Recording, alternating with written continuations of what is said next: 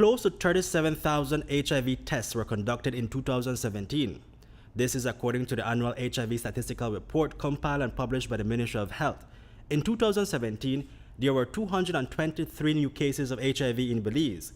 Of that number, 99 females tested positive, while the remaining 124 new cases were males. All these persons were enrolled in care, meaning that they had a consultation evaluating their physical and mental health status. More women tested positive up to the age of 39, with the exception of those between 10 and 14 years. Figures show that a high percentage of new cases are men between the ages of 20 to 24. It's more males who actually are being infected. You're seen in a particular age group. You tend to see it more now that you're seeing it, it's more in the younger population. But now in this study, what we're seeing is that even in the late stages, now we're seeing men becoming more reactive to the virus. So we're probably seeing like 3 times or 3.5 times more than in the females. Men tend to not seek the services, and if they do, when they do seek the services, it's a little bit too late in this regard. When you talk about HIV and like that, they're seeking services a bit too late. So when you talk about the numbers and you talk about who is testing reactive or positive and who are dying from the disease, it's basically in the male population. According to Dr. Russell Manzanero, there is a need to reach males at a younger age for testing in order to minimize the risk of them infecting others with their unknown HIV status. After age 39, HIV infection in males is significantly higher than females. Among all the newly diagnosed patients, 58% were placed on antiretroviral therapy, while the remaining patients were pending evaluation for readiness to commence ART. Readiness includes acceptance of condition and commitment to adhere to medication. This can be affected by persons in denial or those with drug or alcohol dependency or other social problems. When you look at the numbers and you see the age group affected, it does cause it's an alarm.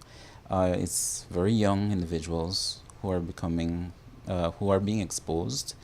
And then you look at the numbers again and you're seeing that there might be the few cases in the later stages, age group that are going to get tested. And again, it falls back because at the time that they go and get the services, it might be too late. They don't go. If it's a concern, you're asking if it's a concern in that population. It is, because you spoke about cultural.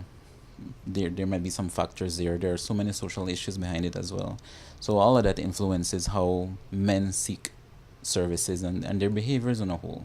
Because we do know that there are some certain risks that they take and all of that. So those are the measures I think that we as a ministry need to target. Those interventions need to be specific to the male population.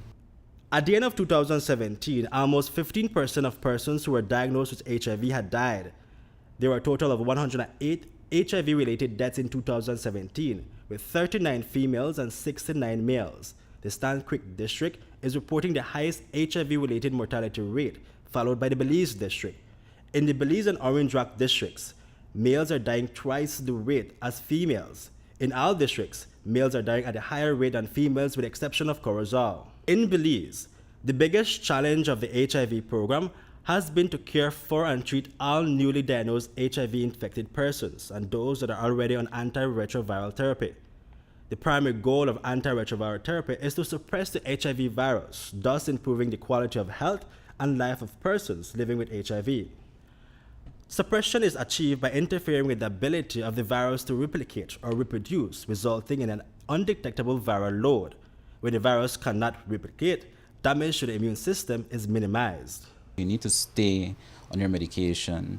You need to change your lifestyle. You need to change your behaviors, become sensitized, know what's happening.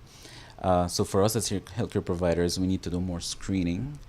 Of course, as a ministry, we're doing our part that we try to encourage individuals to get screened, to get tested. We offer all these services. Where we're at right now is one of the sites that we have.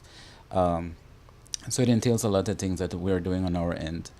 But I guess what we need to look at as healthcare providers to screen on more things, because there are co-infections, for example, tuberculosis, that is out there as well.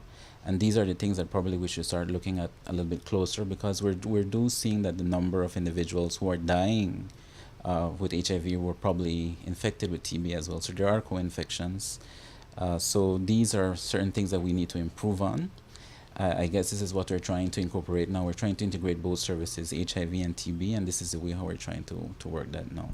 TB is one of the leading causes of death among people living with HIV. Without treatment, as other opportunistic infections, HIV and TB can work together to shorten lifespan. Of the 117 TB patients who were screened for HIV, 28 were HIV positive, meaning they were co-infected. There were 18 deaths among TB patients, of which 6 were HIV-TB co-infection. The Belize district saw the highest TB cases with 55 cases, followed by Cayo with 15 cases and Belmopan with 12 cases. Hipolito, Novelo, News 5.